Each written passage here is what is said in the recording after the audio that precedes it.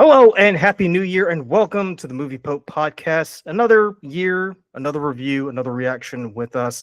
Lee and I were well rested, but we'll be back in a few weeks with our review of Frankenstein, and we are doing it with the guys from the Story Proof podcast. So be sure to hit the subscribe button if you want to stay in the loop and catch that review.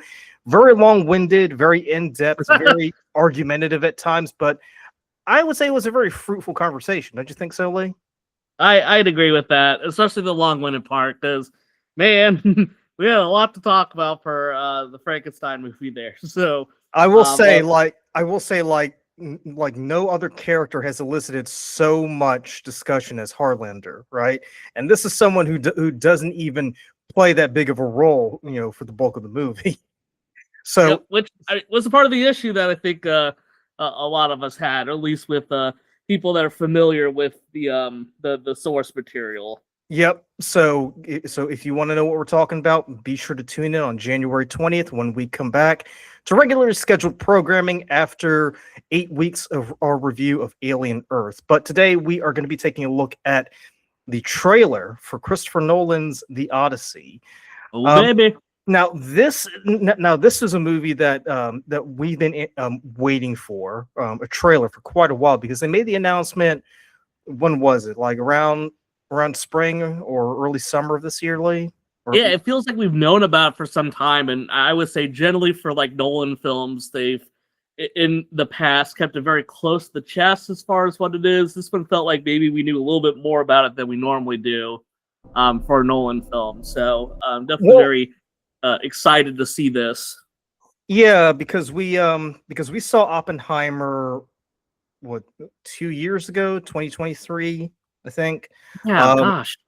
Yeah, so when we heard news about the Odyssey, because initially when I heard the news, I thought it was just like fan casting, right? Like, oh, wouldn't it be great if Christopher Nolan, did the Odyssey? But then you come to find out, oh, he actually is doing it. This isn't fan casting at all. And furthermore, what's interesting is the fact that he's not going for the grounded approach like we would normally expect from a Nolan film, because a few months ago, back in November, Lee, you and I did a review of The Return starring Ralph Fiennes and Juliette Binoche. And it was quite a polarizing review because you and I were on opposite ends of the spectrum when it came to our approval for the movie. I thought it was a magnificent work in retelling this ancient Greek epic. You didn't hate it, but it wasn't something that you were going to reach for if given a choice, right? If you were, it was in a Criterion closet, but boring, right? I think that was my biggest thing with it. I just didn't really get the engagement part of it. Yeah, and that's the thing too, because Nolan, as I said, is famous for giving us a grounded, realistic approach to his films, right? So obviously the biggest one that comes to mind are the Dark Knight movies, where he takes a superhero who exists in the comic books and has all these fantastical villains, and he brings us a Gotham City that would really look like any ordinary city in America. Yeah. Right. Yep. And even movies like Inception, like there is a level of believability that you can have when watching, someone going into someone else's mind to try to find some deep, dark secrets. I think the only movie that really kind of suspended our belief was Tenet. I think that was the only one, because everything else, like Inception, Interstellar, Memento, the Dark Knight movies, Oppenheimer, there is a level of realism in there, right? Mm-hmm. So when it comes to the Odyssey, I mean, he's not going for the approach that we saw in The Return, where he's basically going to tell us a grounded story that's devoid of gods and monsters. Far from it. He's actually going to include gods and monsters in this. So were you a bit concerned, or were you kind of optimistic, or did you feel like, well, how is he going to pull this off, trying to give us a realistic portrayal of the Cyclops and Athena and all those creatures? Yeah, well, I'm curious. So I saw the trailer briefly. I don't remember there being anything like that in there yet. So maybe I'm mistaken, or maybe it popped up there and I wasn't paying attention. So yeah, but I do agree with you that when it comes to I think anytime you're trying to adapt like a mythical creature to the big screen, it's always going to be different, right? It's like you have to really get the look, and I think with CGI and everything like that, we've gotten into a much better place where we can depict these things in a strong way. But with that being said, it's always just going to be a little bit hinky, and I think people are going to have very different opinions on when you do see some of these very I would say iconic characters coming to the screen. I think their look and how they get portrayed are going to be huge factors into that. Yeah. And Nolan's always been one that tends to shy away from having a whole lot of like big old CGI on the screen. So it's going to be I'm going to be very curious to see how he manages that with whatever he's trying to show or tell us with this. Well, also keep in mind too. I mean, he's doing something that's I would think is a bit off brand for him, right? Because doing something like the Cyclops or Scylla and Charybdis, right? Those monsters that are clearly fantastical beings that you would struggle to find any grounding in reality. It's going to be difficult to try to make us believe that they could possibly exist. It's not like Bane. Yeah, very true. Yes. Yeah, it's not like with someone like Bane or the Joker, for instance, where you can believe someone went crazy and slapped makeup on their face and are blowing up hospitals. Yes. They're still relatively like they're human characters, right? No matter what. They might look weird. They might have that might be very big. That doesn't they're still normal people that you might see out there in the real world. Obviously, giant Cyclops creatures, not going to be something that you're going to be seeing a whole lot of out, walking the streets of Charlotte or anything like that. Well, let's go ahead and take a look at the trailer for the Odyssey. This is the official trailer. It came out a few weeks ago. Now, originally, I was hoping that we would do this reaction with the guys from Story Proof, but unfortunately, the trailer didn't come out in time, so we had to default to The Boys Season 5. So let's go ahead and take a look at the Odyssey, and we'll give our thoughts afterwards.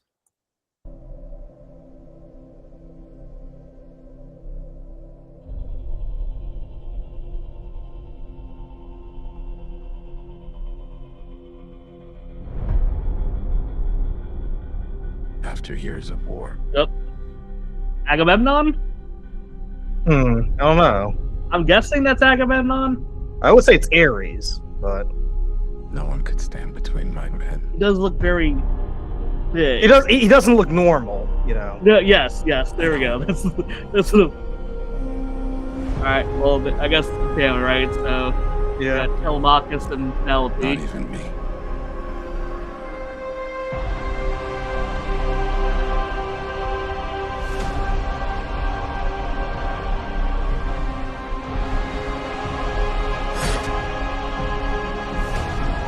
I like that. That's a nice touch. I do like that. Yeah. I'm guessing that's them inside the Trojan horse there. Ooh. Well, okay. We saw a little bit of the Cyclops, right?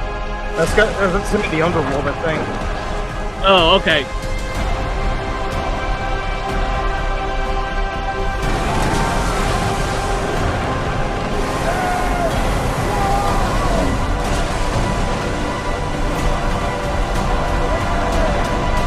That's the dirty back, Promise right? me you will come back. What if I can't?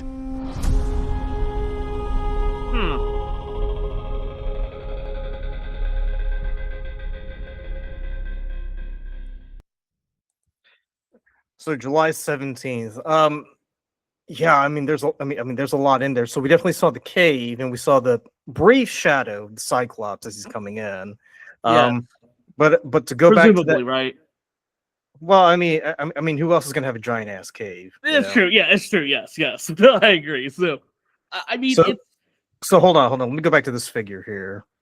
I mean, it has to be Agamemnon, right? Where are his eyes, man? I don't know. It is. I will say some of the armor. I mean, like, gosh, that armor looks like the guy it got forged the other day, right? Like, I would love to see a little bit more like grit to it. Though, maybe it's kind of like, oh, hey, look, this guy wears all mean, this armor, but he doesn't see combat. So there could be a little bit. Keep in mind, Lee, the Trojan War has been going on for 10 years. So I mean, oh sure. So I would think even after a year or two, your armor is not going to look that pristine, you know. Sure. Well, then you could also, but then I'm also thinking too, like, you know, Agamemnon definitely was not on the front lines, or at least not that I could think of a whole lot of. So, but yeah, I mean, regardless, you know, the design to me is just a little bit odd. Mhm. I don't know. You know, some of his armor particularly is kind of a little bit off-putting, I guess, as far as the looks of it goes. Mhm. You know, we see the Trojan horse. I guess my whole question is going to be, right, and I think that this is definitely going to change how I'm looking at this, is how much of Odysseus' journey are we supposed to be seeing here, right? You know, judging from what we have in the trailer, right, it definitely feels like we're covering him. Obviously, we see the Trojan horse, right? So it's, you know, the war we see, and there has to be some of the journey home, right? Because then we get to see, you know, some of the creatures that he encounters on the way back. But God, that's so much of a story. Like, where do you start that journey, right? Are we going to see the whole thing from beginning to end? Well, Lee, I was going to say, like, if you notice, it's pretty linear because it does start off with, you know, with the fields of Troy, where they're, you know, overseeing the, you know, the burial of their dead, right? And then it kind of takes, and then it kind of follows, well, basically the way that the story goes in the original poem, right? So we see him going to the cave, we see him escaping from, presumably escaping from the Cyclops after they gouged his eye out. And then he goes, and then we saw that one scene where he's in the underworld when he's surrounded by all these dead figures, and the one that's staying closest to him, it's got to be Achilles, his homeboy before he got killed, by getting shot in the ankle, and then we see that because there was that one scene where that ship, is like bouncing in the waves, and they're trying to like row as hard as they can. I think that's probably when they're trying to escape Charybdis, the whirlpool. Yeah. Yep. But then we get a shot of, like, at the end where Penelope's like telling him to basically, come home, and he's like, well, what if I don't know how? I'm assuming what Nolan is doing is he's kind of expanding it, because I'll let you get back to your point in a little bit, but it looks like he's kind of expanding the scope of the story to include what Odysseus was doing before the war, right? Yeah. No, I do like that. And that's a great point that you brought up, because the more I'm thinking about it, maybe that's what he's trying to help depict, right? Is, we see some of these flashbacks where maybe it starts off with him, during the war, right? Or post-war.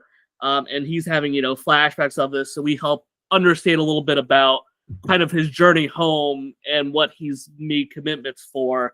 And then that's what we're getting a little bit of sprinkle of there.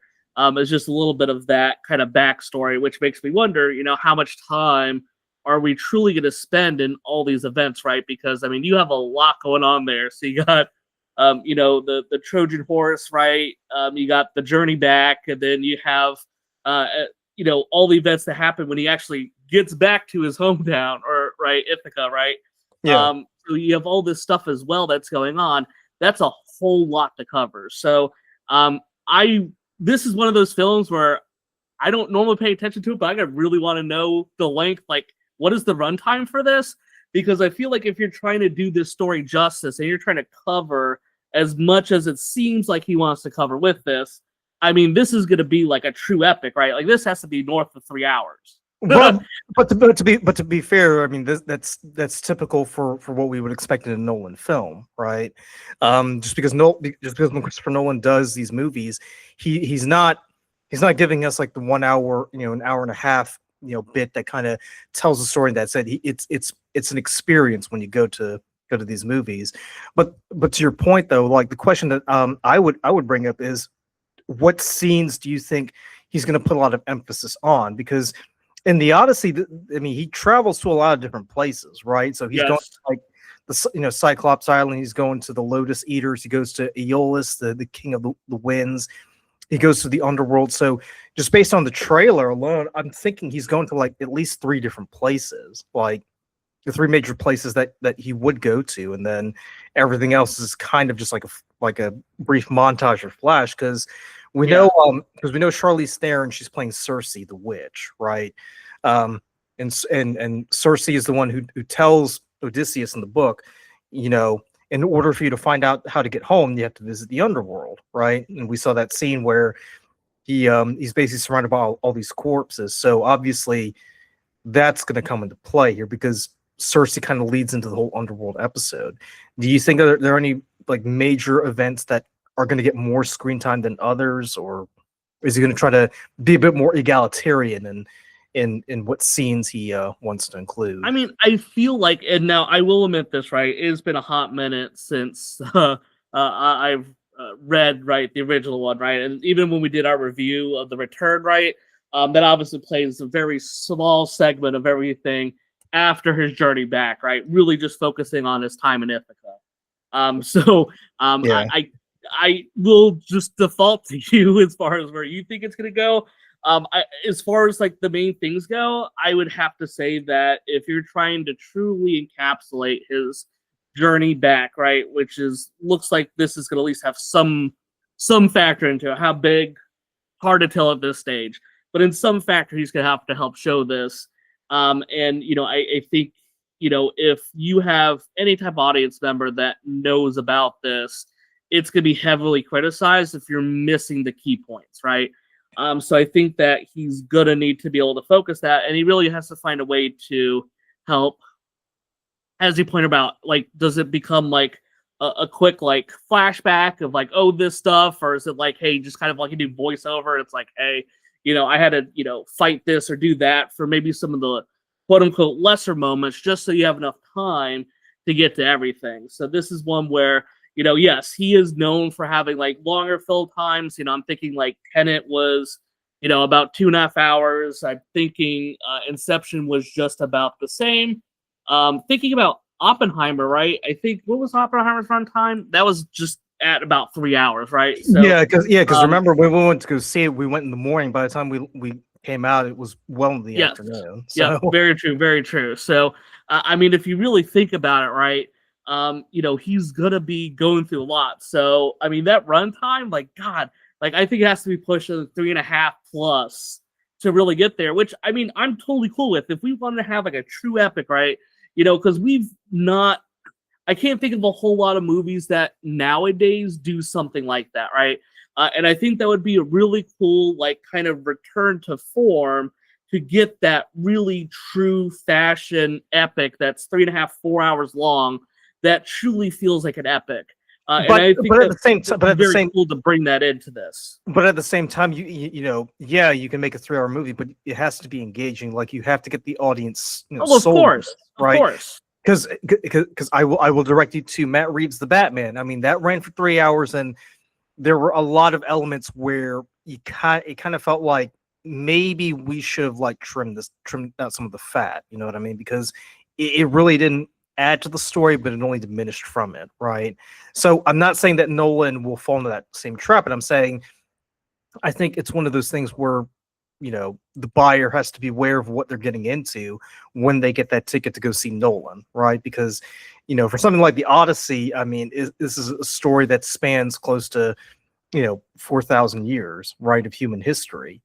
So it's one of those things where, where Nolan, I think, is definitely going to remain faithful to the source material, but at the same time, he kind of expects us to know what we're getting into, right? We're not going into this, like we would with The Dark Knight, where he kind of starts off with, Bruce's parents getting murdered and him training and becoming, Batman, and then, patrolling the streets of Gotham to keep it safe from criminals, right? This is something that's far different, because even if we know who Odysseus is, we kind of have to know where he's coming from in order to appreciate where he's going. Right? Yes. You know what I mean? No, that's a great call out, and I wholly agree with you on that. I feel like he's not going to sit there. He doesn't want to kind of like spoon feed you, or he's not going to like dialogue dump like, oh, yeah, he's not going to show the birth of Odysseus, in other words. So yes. Like, I do feel like there's going to be a little bit of like, hey, cool, like, we're not going to fully get into this. Like, we're just going to give you just enough that you understand what's going on, but we're not going to go into the nitty gritty of every single sequence. We're, kind of expect you to have some overarching understanding of the story, or willing to go in and maybe help fill in the blanks in some other areas with it. So yeah, I definitely agree with you on that. I don't see him spending a lot of time with the kind of just perfectly setting up everything, because there is a lot that you have to be able to tell through the story. I mean, there's a lot that you have to go through. And then, on the back end, I feel like didn't we see Robert Pattinson? He's going to be one of the suitors when he comes back. Yeah, he plays Antinous.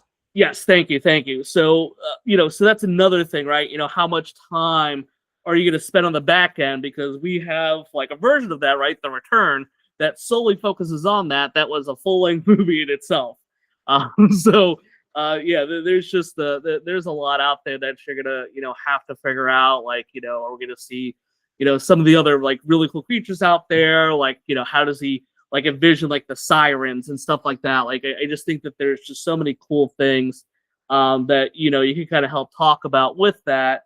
So it'll be like I said, very curious to see. And there's a lot that I feel like he has to put in there. And I just don't know how much time he's going to have to really stuff this in, knowing kind of the source material like this. Because, how many books are the Odyssey? Feels like, well, he has 12 books, I think. And I remember back in school, when the weeks before we started class, we had to buy a copy of the Odyssey. Mm-hmm. That was close to 500 pages right there. Yeah. So that was a lot you had to go through. It is it's it pretty is dense. very lore heavy, right? Yeah. So but here's my thing. So when we did our review of The Return, I mean, never mind the pacing and all that stuff. What I can appreciate is the fact that they took a particular episode from the Odyssey and kind of magnified it and kind of gave us a chance to see what it was like. And it also kind of expresses the theme of homecoming as well, right? Of coming back from 20 years of fighting and wandering to come back to a place that's not the same as when you left it, right? And I thought Ralph Fiennes did a phenomenal job playing Odysseus, because for sure. Because think about it, when you look at Matt Damon, I mean, he's dressed like a man who's ready to go to war, right? You can believe this guy will pick up a spear and start chucking it at people left, right, and center. That scene where Ralph Fiennes picks up the bow and starts shooting all the people, I'm like, holy shit! I did not see that coming. I know it's in the poem, but it's you don't expect Ralph Fiennes to do something like that. Yes. So how do you think Matt Damon? I mean, well, first of all, do you think Matt Damon was the right choice to play Odysseus, or do you have any expectations, or do you feel like I'm gonna go with this with apprehensive optimism? I mean, I've learned over the years, right, not to focus or dwell too much on who the choices are, right? Because I think everyone has their own cool. I would definitely fan cast this particular actor to fill in this stuff. Matt Damon has enough experience in film where I'm not overly worried with the role, right? I mean, it would be different, if I saw, Robert Tom Pattinson. Holland as Odysseus, right? Then yes, there might be some things where okay, maybe some casting, it was Timothée Chalamet playing him, sure, right? Because I don't really think about those characters. You definitely have to have a grittier character, someone that feels hey, I can throw a punch and take a punch all the same, because I mean, that's a part of his journey, right? A lot of this is going to be in combat. So yeah. I do feel there's a lot of people that could fill that hole. But yeah, I do think that there's, maybe a few characters that are maybe not old enough or mature enough, or actors that are old enough or mature enough that could fill that position. And certainly I think Matt Damon definitely has enough going for him to play that role. And then you have Anne Hathaway playing Penelope too, so yes. she's definitely holding court while Odysseus is away fighting in the war. Mm-hmm. I mean, well, let me ask you this: so do you think they're going to do what they did in The Return, kind of focus on the theme of homecoming, or do you think they're going to focus more on contrasting between war and peace and trying to come Oh, back. I think but it's also, yeah. I feel like this is gonna be very combat heavy, right? I think we're gonna get this setup of kind of Odysseus and because he his. was supposed. Wait, sorry to interrupt, but he was supposed to direct Troy, right? Nolan, way back in the day. Oh, I don't remember that. Yeah, I think he I'd be was. curious about that. That's interesting. I did not know that. If that's the case. Yeah, Um, let me look it up while you're chatting. okay, sure. Thanks. Because that would be very curious. Because I've definitely seen Troy, and like obviously that I think kind of encapsulates a lot of the, kind of fighting that happens during it. So, but yeah, I feel like we're gonna see a lot about the war, and I feel like you're gonna see a lot of setup for, kind of like I think having Odysseus kind of starting off like, hey, I'm a little bit gung ho for this, like I'm here to support what's going on, and then kind of quickly becomes a little bit, like, hey, I'm tired of this conflict. I just want to get home and everything. And the struggles of him getting home, I think, are going to play obviously a huge factor into this. So I think that there's probably going to be a little bit about, kind of the initial war part. But I think a lot of it's going to be focused more on the journey back, him getting there, and everything like that. Whereas I think Troy really just focused on the battle, right? That was the main focus of it. I think that this will be more on the journey back. And I feel like that's where a lot of the story is going to play. And I feel like that does a better job of hopefully allowing you to tell that last part of the story, right? When he finally gets back to Ithaca. But he's probably going to tell it in a much more abridged version than we see in something like The Return. Yeah, because that was your main issue with in The Return is the fact that we see Odysseus coming home looking bedraggled and basically beaten half to death from being out at sea and everything, but we never really got to see like what actually happened during the war and during his journey, right? Because remember that once he's sitting around the campfire and everyone's talking about, oh, Odysseus was did this and he did that, and Odysseus basically just deflates everything. It's like, yeah, war is hell, dude. Like it was not it was not fun. And the big I think the big issue you had was the fact that it was just all mentioned in passing, but we actually didn't get to see it play out.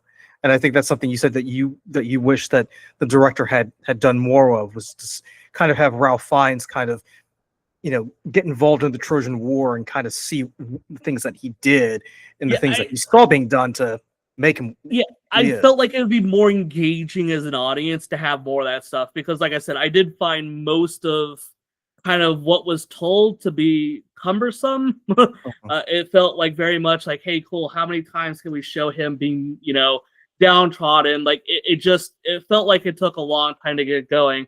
However, that did make it very impressive when eventually it happens, right? When he's doing the final when he's doing the final test there, and he's shooting the bow and arrow through the was it like the little axe handle tops or whatever? I forget what they call it. I think it's like the 20 axe handles. Yeah. Yes, yeah. So, but I think that made it a lot better. But I felt like so much of the story was kind of a drag to get there. So I feel like Nolan can maybe find a balance with that, where we're seeing a lot of what makes him feel downtrodden, so we don't have to focus as much with how that impacts him when he eventually gets to Ithaca, and maybe he kind of streamlines a little bit about that process. So I think that there is a way to do it. I just think that there's a lot that he's got to look at. So thank you, by the way. I see the what you have brought up here about Nolan being a part of that. And then it's just to think about, right? Troy is a prelude to the Odyssey, and I think that's actually a really cool point, right? That's kind of the way I feel like it's going to happen. Like we kind of get a very small amount about Troy, but a lot of, I think, Nolan, what he's going to depict is the journey home. Except this time we're going to get a lot more about the mythical side of thing, and not just the story of once he gets to Ithaca. Yeah, and it's and if you think about it too, it's kind of sad that Nolan never really got a chance to, put his own spin on on Troy, because, had he directed Troy in 2004, when we get the Odyssey now, it's like, oh, it's been the long-awaited sequel that we've been chomping at the bits for over 20 years now. I love what it says here, right? So So the connection highlights Nolan's long-standing fascination with ancient epics, with his upcoming The Odyssey being a spiritual successor to that initial unrealized Troy project. So definitely what we see at the beginning with with the shots of all the graves being dug and all the soldiers kind of lining up on the beach. It's kind of us getting a chance to see what Troy would have looked like had Nolan been in charge and not Wolfgang Peterson. But yeah, it's either way, it's pretty exciting because it comes out July 17th. So that's something that we will definitely take a look at here. But let's know down in the comments below what your thoughts are. Are you excited for Christopher Nolan's The Odyssey? Do you think this is going to be his biggest and bestest film yet? Let us know down in the comments below, and be sure to like, comment, subscribe. We've got a lot of content coming out over the next year, and we'd love you to be a part of it. And as always, thanks for tuning in, and we'll catch you in the next one.